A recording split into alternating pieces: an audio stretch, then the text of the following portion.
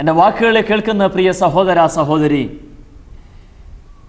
ഇതിനു മുൻപ് എത്രയോ കാലഘട്ടങ്ങളിൽ പലവിധങ്ങളായ പ്രതിസന്ധികളിലൂടെ കടന്നുപോയപ്പോൾ ദൈവം നടത്തിയ വഴികളെയും വിധങ്ങളെയും ഓർത്താൽ മാത്രം പോരെ ഇന്ന് പ്രഭാതത്തിൽ താങ്കൾ നേരിടുന്ന ഈ ചെറിയ പ്രതിസന്ധിക്ക് ഒരു പരിഹാരമുണ്ടാകുവാൻ.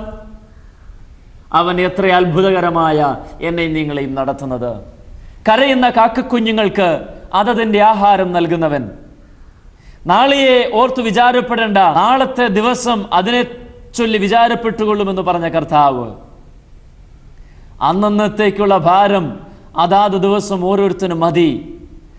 നാളെയെ നനച്ചു വിലപിക്കേണ്ട, അത് ഒരുക്കുവാൻ ശക്തനാണ് നമ്മുടെ കർത്താവ് എന്ന് നമുക്ക് മുന്നറിയിപ്പ് തന്ന യേശു. അവൻ പറയുകയാ, യഹോവയുടെ പണ്ടത്തെ പ്രവൃത്തികളെ ഓർക്കുവിൻ. എന്തിന്? ഇന്നിനെ ഓർത്ത് വ്യാകുലപ്പെട്ട് തകരുമ്പോൾ ആശ്വാസം ലഭിക്കുവാൻ പണ്ട് ദൈവം ചെയ്ത അത്ഭുതങ്ങളെ ഞാനും നിങ്ങളും ഓർക്കണം. ഒന്നാമത് യേശുക്രിസ്തുവിനെ ഓർക്കണമെന്നാണ് തിരുവചനം പറയുന്നത് എങ്കിൽ, രണ്ടാമത് ദൈവം ഇതിനു മുൻപ് എൻ്റെയും താങ്കളുടെയും ജീവിതത്തിൽ ചെയ്തിട്ടുള്ള നന്മ പ്രവൃത്തികളെ ഓർക്കണമെന്ന ദൈവം വചനം പറയുന്നത്. 3, മീഖാ പ്രവചനം 6-ാം അധ്യായം 5-ാമത്തെ വാക്യം, എൻ്റെ ജനമേ, നിങ്ങൾ യഹോവയുടെ നീതിപ്രവൃത്തികളെ അറിയേണ്ടതിന് മോവാബ് രാജാവായ ബാലാഖ് ആലോചിച്ചതും ബെയോരിൻ്റെ മകനായ ബിലയാം ഉത്തരം പറഞ്ഞതും ശിത്തീം മുതൽ ഗിൽഗാൽ വരെ സംഭവിച്ചതും ഓർക്കുക. ദൈവം തൻ്റെ ജനത്തോട് മീഖാ പ്രവാചകനിലൂടെ പറയുകയാണ്, എൻ്റെ ജനമേ, നിങ്ങൾ യഹോവയുടെ നീതിപ്രവർത്തികളെ അറിയേണ്ടതിന് നിങ്ങൾ പ്രധാനപ്പെട്ട 3 കാര്യങ്ങൾ ഓർക്കണം. 1, മോവാബ് രാജാവായ ബാലാഖ് ആലോചിച്ചതും ബെയോരിൻ്റെ മകനായ ബിലയാം ഉത്തരം പറഞ്ഞതും നിങ്ങൾ ഓർക്കണം. എന്ന് പറഞ്ഞാൽ ബാലാഖിൻ്റെ ആലോചനയും അതിനു നേരെ ബിലയാം പറഞ്ഞ ഉത്തരവും നിങ്ങൾ വിസ്മരിച്ചുകൂടാ. 2, ശിത്തീം എന്ന സ്ഥലത്തെ നിങ്ങൾ വിസ്മരിച്ചുകൂടാ. 3, ഗിൽഗാൽ വരെ ഉണ്ടായ സംഭവങ്ങൾ നിങ്ങൾ വിസ്മരിച്ചുകൂടാ. എന്താണ് ഇവിടെ പറഞ്ഞതിൻ്റെ അർത്ഥം? വിശുദ്ധ ബൈബിളിലെ പഴയ നിയമത്തിൽ സംഖ്യാപുസ്തകം 22-ാം അധ്യായം മുതൽ 25-ാം അധ്യായം വരെയുള്ള നീണ്ട ചരിത്രമാണ് ഇവിടെ മീഖാ പ്രവാചകൻ വിവരിച്ച് നിങ്ങൾ വിസ്മരിച്ചുകൂടാ എന്ന് പറയുന്നത്. എന്താണ് അവിടെ സംഭവിച്ചത്? ബാലാഖ് രാജാവ് ബിലയാം എന്ന് പറയുന്ന പ്രവാചകന്റെ അടുക്കൽ തൻ്റെ ചില പ്രഭുക്കന്മാരെ പറഞ്ഞയച്ചിട്ട് ഇങ്ങനെ പറഞ്ഞു, അല്ലയോ ബിലയാമേ, നീ അനുഗ്രഹിക്കുന്നവർ അനുഗ്രഹിക്കപ്പെട്ടിരിക്കും, നീ ശപിക്കുന്നവർ ശപിക്കപ്പെട്ടിരിക്കും. നീ ഒരു പ്രവാചകനാണ് എന്ന് ഞാൻ മനസ്സിലാക്കുന്നു. ആകയാൽ ഈ വലിയ സമൂഹം ഇസ്രായേല്യർ ഇതാ മോവാബ് സമഭൂമിയിൽ പാളയമിറങ്ങിയിരിക്കുന്നു. അവർ വന്ന് ഞങ്ങളെ നശിപ്പിക്കുവാൻ സാധ്യതയുണ്ട്. എനിക്കവരെ ഭയമാണ്. അതുകൊണ്ട് നീ ഒരു കാര്യം ചെയ്യണം. നീ വന്ന് പർവ്വതത്തിൻ്റെ മുകളിൽ നിന്ന് ഈ ജനത്തെ ഒന്ന് നോക്കിക്കണ്ട് അവരെ ശപിക്കണം. നീ അനുഗ്രഹിക്കുന്നവർ അനുഗ്രഹിക്കപ്പെടും, നീ ശപിക്കുന്നവർ ശപിക്കപ്പെട്ടിരിക്കുമെന്ന് ഞാൻ മനസ്സിലാക്കുന്നു. അതുകൊണ്ട് നീ ദയവ് ചെയ്ത് എൻ്റെ അടുക്കൽ വന്ന് നീ അവരെ ശപിക്കണമെന്ന് പറഞ്ഞു. ബാലാഖ് ബിലയാമിനെ വിളിച്ചുകൊണ്ടുവന്നത് ഈ ജനത്തെ ശപിക്കുവാൻ വേണ്ടിയായിരുന്നു.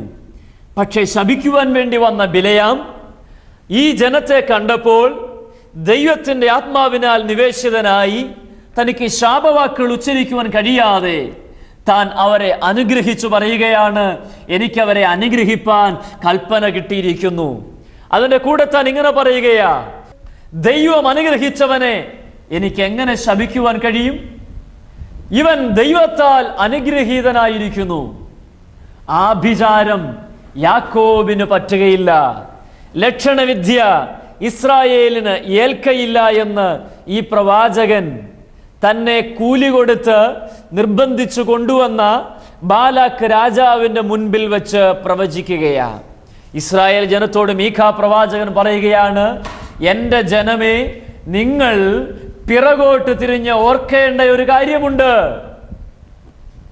മോവാബ് രാജാവായ ബാലാഖ് ആലോചിച്ചതും ബിലയാം ഉത്തരം പറഞ്ഞതും നിങ്ങൾ പിറകോട്ട് തിരിഞ്ഞ് ഓർക്കണം. എന്താണ് ഓർക്കണമെന്ന് ദൈവത്തിന്റെ ആത്മാവ് വിശുദ്ധ ലിഖിതത്തിൽ എഴുതി വെച്ചതിന്റെ അർത്ഥം? എൻ്റെ ജനമേ, കാലങ്ങൾക്ക് മുന്നമേ നിന്നെ ശപിക്കുവാൻ കൂലി കൊടുത്ത ആളെ കൊണ്ടുവന്നപ്പോൾ, ശാപവാക്കുകൾ ഉച്ചരിക്കുവാൻ ആളെ കൂലി കൊടുത്ത് കൊണ്ടുവന്ന സന്ദർഭത്തിൽ, കൂലി മേടിച്ച് ശപിക്കുവാൻ വന്നവൻ വായി തുറന്നപ്പോൾ അനുഗ്രഹത്തിന്റെ വാക്കുകളായി മാറ്റപ്പെട്ടത് നീ വിസ്മരിച്ചുകൂടാ എന്നാണ് ദൈവത്തിന്റെ വചനം പറഞ്ഞതിന്റെ അർത്ഥം.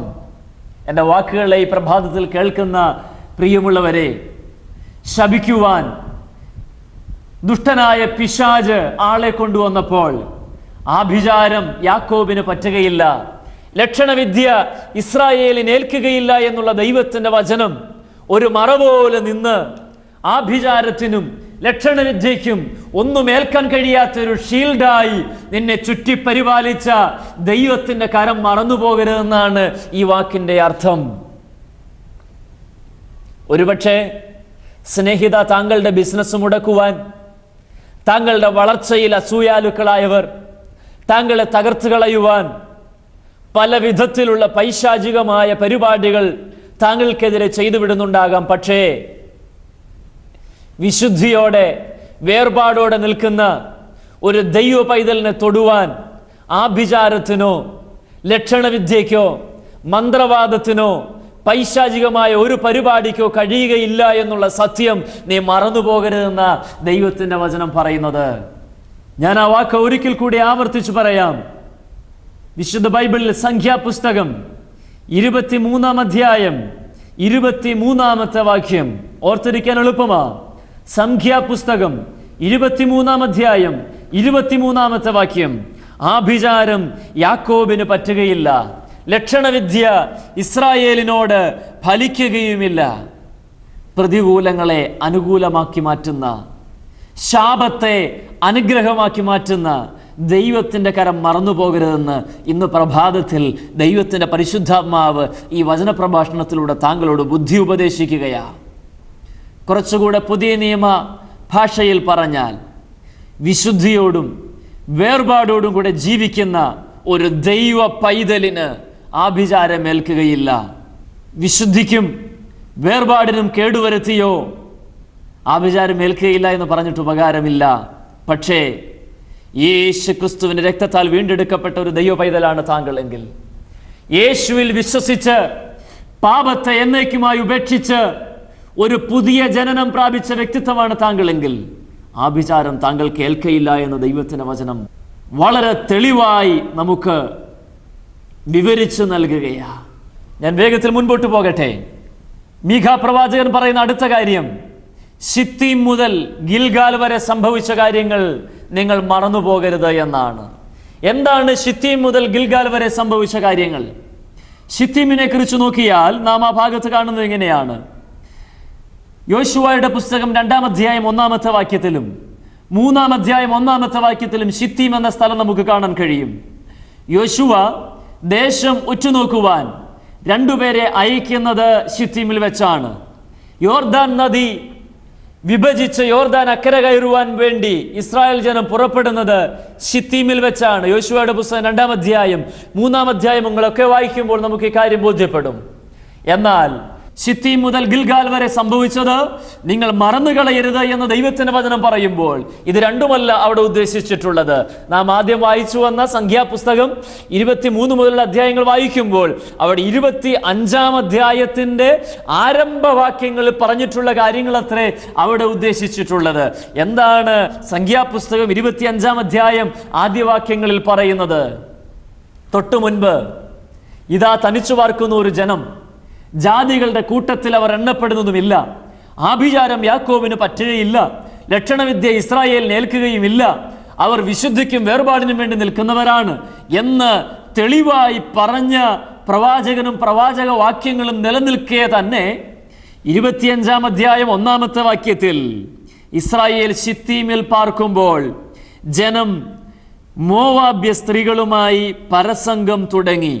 അവർ ജനത്തെ തങ്ങളുടെ ദേവന്മാരുടെ ബലികൾക്ക് വിളിക്കുകയും ജനം ഭക്ഷിച്ച് അവരുടെ ദേവന്മാരെ നമസ്കരിക്കുകയും ചെയ്തു എന്നാണ് തിരുവചനത്തിൽ എഴുതിയിരിക്കുന്നത്. അഥവാ സത്യദൈവത്തെ ആരാധിക്കുവാനും സ്തുതിക്കുവാനും വിളിച്ചു വേർതിരിക്കപ്പെട്ട ജനം